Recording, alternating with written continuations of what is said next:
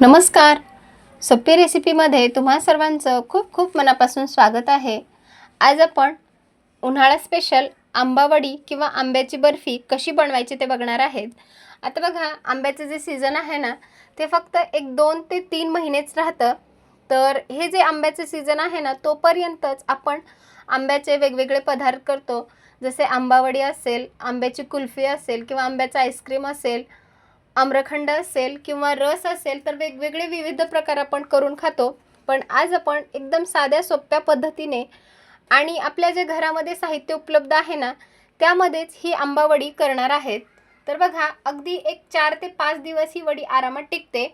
पण 4 ते 5 दिवस टिकणार आहे, तर तेवढ्यातच ही आपली वडी संपून जाईल. इतकी खमंग आणि खुसखुशीत आपली वडी तयार झालेली आहे. तर तुम्हाला बघून दिसतच असेल आपली वडी किती मस्त अशी तयार झाली. नेहमीप्रमाणेच रेसिपी एकदम साध्या सोप्या पद्धतीने भरपूर साऱ्या टिप्ससह तुमच्यासोबत शेअर केली आहे. त्यासाठी रेसिपी शेवटपर्यंत नक्की बघा. व्हिडिओ जर आवडला असेल तर प्लीज माझ्या चॅनलला सबस्क्राईब करा, लाईक करा. चला तर मग रेसिपीला सुरुवात करूया. आंबा बर्फी बनवण्यासाठी सगळ्यात अगोदर इथे आपण एक आंबा घेतला, 2 ते 3 पाण्याने स्वच्छ धुवून घेतला आणि त्यावरची साल पूर्णपणे काढून घेतली. आणि आता एकदम असे पातळ असे आपण आंब्याचे पीस करून घेतलेले आहेत. तर लहान करा मोठे करा काही हरकत नाही, पूर्णपणे आंब्याचे आपण असे पातळ काप करून घेतलेले आहेत. आता हे जे आंब्याचे काप आहेत ना, ते आपल्याला मिक्सरला ग्राइंड करून घ्यायचे आहेत. तर हे ग्राइंड करत असताना यामध्ये आपल्याला पाणी टाकायचं नाही किंवा दुधाचा सुद्धा वापर करायचा नाही. याची एकदम स्मूथ अशी पेस्ट तयार करायची आहे. आता बघा, एकदम स्मूथ अशी याची पेस्ट आपण तयार केली. तर याचं टेक्स्चर तुम्ही बघू शकता, अजिबात दुधाचा किंवा पाण्याचा वापर केलेला नाही. आता हे मिश्रण आपण हे असंच बाजूला ठेवूयात आणि लगेचच पुढची तयारी करूयात. तर ज्या प्लेटमध्ये आपण वडी सेट करणार आहेत ना, त्याला थोडंसं तेल किंवा तूप लावून घ्यायचं आहे. तर इथे मी एक स्टीलचं ताट घेतलं, त्याला थोडंसं एक चमचाभर तूप टाकलं आणि छान असं ते व्यवस्थित पसरवून घेऊयात. चमच्याने पसरवा किंवा एखाद्या ब्रशने सुद्धा तुम्ही व्यवस्थित असं हे पसरवून घेऊ शकता. त्यामुळे वडी जी आहे ना, ती प्लेटला चिकटणार नाही आणि अगदी अलगद अशी छान अशी वडी आपली निघेल. तुम्ही ज्या प्लेटमध्ये किंवा कशामध्ये सेट करणार आहेत ना, त्याला असं पूर्वतयारी करून ठेवायची, म्हणजे आपल्याला वडी केल्याच्या नंतर फटाफट सेट करता येईल. चला तर आता लगेच वडी बनवायला घेऊयात. वडी बनवण्यासाठी गॅसवरती मी अगदी जाड बुडाची कढई गरम करण्यासाठी ठेवली आहे. आता त्यामध्ये 1 वाटी आपण बारीक रवा टाकला. तर इथे आपल्याला बारीकच रव्याचा वापर करायचा आहे,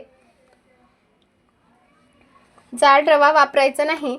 जर तुमच्याकडे जाड रवा असेल तर तो थोडासा मिक्सरला ग्राइंड करून घ्यायचा आणि बारीकच रवा वापरायचा आहे. आता रव्याचं जे प्रमाण आहे ना, ते इथे मी छोटी वाटीचं माप घेतलं आहे. तर तुम्ही घरातील कोणत्याही वाटीच्या मापाने घेऊ शकता. रवा आपल्याला अगदी सोनेरी रंगावर छान असा भाजून घ्यायचा आहे, म्हणजे याचा एक कच्चेपणा निघून जावा इथपर्यंत छान असा भाजून घ्यायचा. आता बघा, रव्याचा हलकासा रंग सुद्धा बदललेला आहे आणि अगदी थोडासा याचा सोनेरी रंग आलेला आहे. तर मध्यम आचेवर रवा छान असा सोनेरी रंग येईपर्यंत भाजून घेऊयात. इथे बघा, आता रवा हलकासा छान असा भाजून झाला की यामध्ये आपण तूप ॲड करूयात. तर ज्या वाटीने मी रवा घेतला ना, त्याच वाटीने अर्धी वाटी साजूक तूप घेतलं. तुम्ही हवं तर तुपाऐवजी इथे डालड्याचा सुद्धा वापर करू शकता. तर बघा, तुपामध्ये अजून आपल्याला 1-2 मिनिट छान असा रवा भाजून घ्यायचा आहे. याचा अगदी असा खमंग वास येईपर्यंत अगदी मध्यम आचेवर रवा छान असा भाजून घेऊयात. जेवढं तुम्ही हा रवा आणि नंतर आपण यामध्ये बेसन सुद्धा ॲड करणार आहे, छान असं भाजून घेतलं ना, तर बर्फी जी आहे ते अगदी खमंग आणि खुसखुशीत तयार होते. आता ज्या वाटीने आपण 1 वाटी रवा घेतला होता ना, त्याच वाटीने आपल्याला 1 वाटी बेसन पीठ घ्यायचं आहे. तर इथे मी घरगुती डाळीचं बेसन पीठ वापरलेलं आहे. जर तुमच्याकडे हे घरगुती डाळीचं बेसन पीठ अवेलेबल नसेल तर तुम्ही इथे विकतचं सुद्धा बेसन पीठ वापरू शकता. आता बघा, रवा छान असा भाजून झाला. तर आता बेसन सुद्धा आपल्याला अगदी हलकंसं याचा कच्चेपणा जाईपर्यंत भाजून घ्यायचं आहे, म्हणजे यामध्ये ज्या गुठळ्या आहेत ना, त्या पूर्णपणे आपल्याला मोडून घ्यायच्या आहेत. गॅसची फ्लेम मी अगदी मध्यम ठेवली आहे आणि मध्यम आचेवर रवा आणि जे बेसन आहे ना ते छान असं आपल्याला भाजून घ्यायचे। आता बघा दोन्ही रवा आणि जे आपलं बेसन पीठ आहे ना छान असं हलक्या सोनेरी रंगावर भाजून झाले। याचा जो खमंग वास आहे ना तो अगदी घरभर दरवळत आहे। आता मिश्रण आपलं छान असं भाजून झालं की आपण गॅस बंद करून घेऊयात आणि हे मिश्रण एका दुसऱ्या बाजूला ठेवूयात। तुम्ही कधी आंब्याची अशी बर्फी किंवा वडी खाल्ली आहे का? खाल्ली जर नसेल ना तर ही वडी एक वेळेस या पद्धतीने नक्की करून पहा, खायला खूपच भारी लागते। आंब्याचा सीजन आहे ना तोपर्यंत अशी ही वडी एक वेळेस नक्की करून पहा।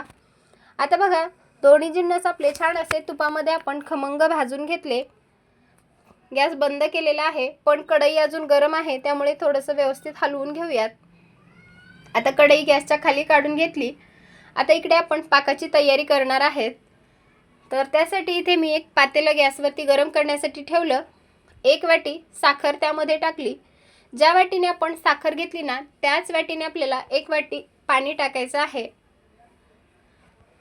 तर बघा जेवढं आपलं बेसन होतं, रवा होता तेवढंच आपण 1 वाटी साखर सुद्धा घेतली आहे।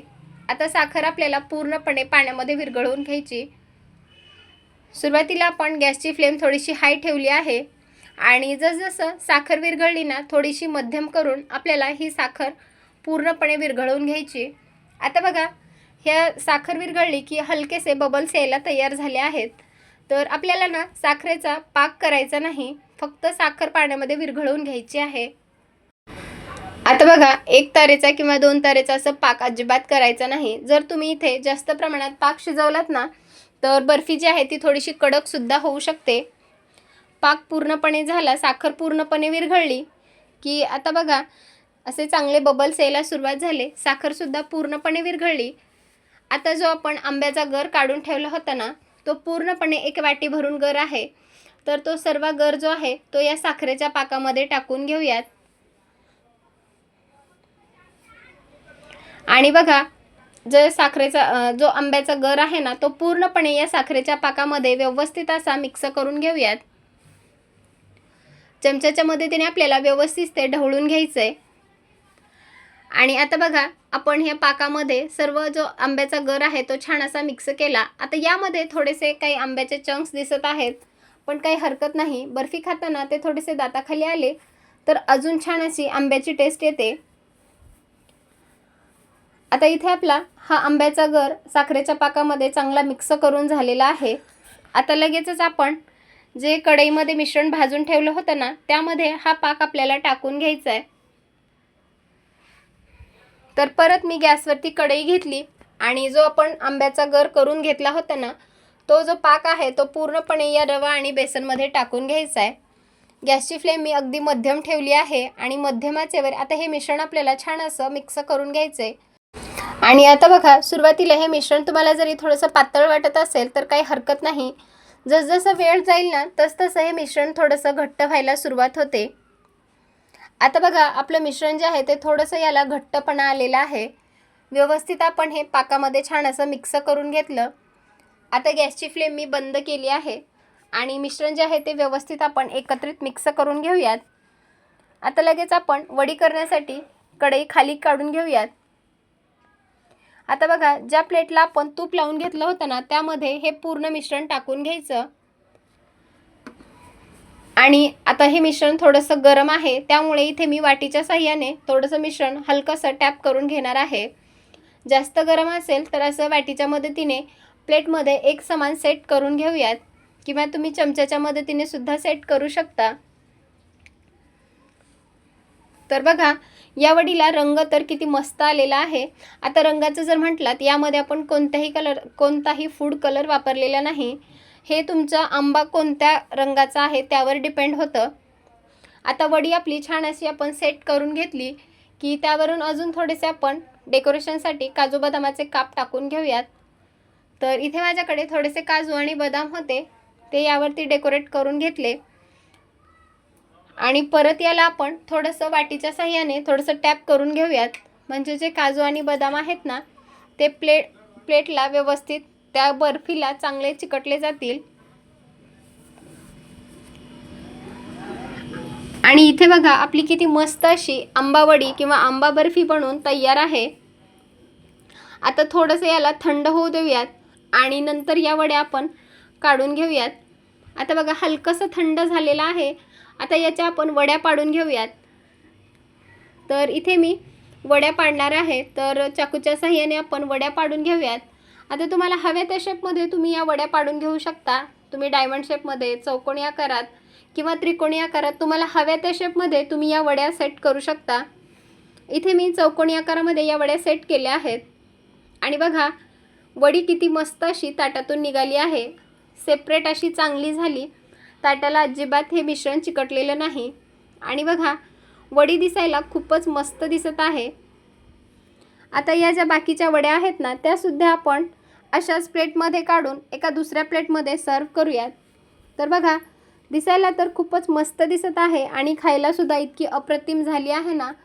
तर तुम्हीसुद्धा एक वेळेस अशा या आंब्याच्या वड्या नक्की करून पहा. आंब्याचं सीझन आहे ना तोपर्यंत अशी ही रेसिपी एक वेळेस नक्की करून पहा.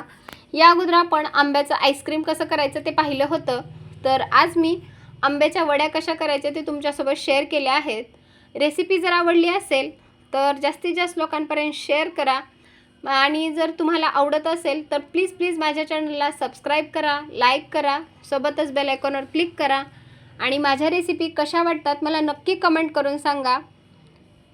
आणि तुम्ही हा माझा व्हिडिओ कुठून पाहत आहेत, कोणत्या गावातून शहरातून पाहत आहेत ते सुद्धा मला नक्की कमेंट करून सांगा. चला तर मग पुन्हा भेटूयात अशाच एका छानशा मस्त खमंग रेसिपीसोबत. तोपर्यंत धन्यवाद. आणि मस्त रहा, स्वस्त रहा आणि सगळ्यात महत्त्वाचं चांगलं खात रहा. आणि तुम्हीसुद्धा हे आंब्याचं सीझन आहे ना तोपर्यंत अशी ही आंब्याची वडी किंवा बर्फी नक्की करून पहा. बघा आपल्या वडीला किती मस्त असं छान असं टेक्स्चर आलेलं आहे. अगदी तोंडात जाताच विरघळते अशी आपली वडी तयार झाली. ह्या ज्या वड्या आहेत ना अगदी 3 ते 4 दिवस आरामात टिकतात. तुम्ही प्रवासाला घेऊन जाऊ शकता. खूपच छान आपल्या या वड्या तयार आहेत. चला तर मग पुन्हा भेटूयात अशाच एका छानशा मस्त खमंग रेसिपीसोबत. तोपर्यंत धन्यवाद. मस्त रहा, स्वस्त रहा आणि सगळ्यात महत्त्वाचं चांगलं खात रहा.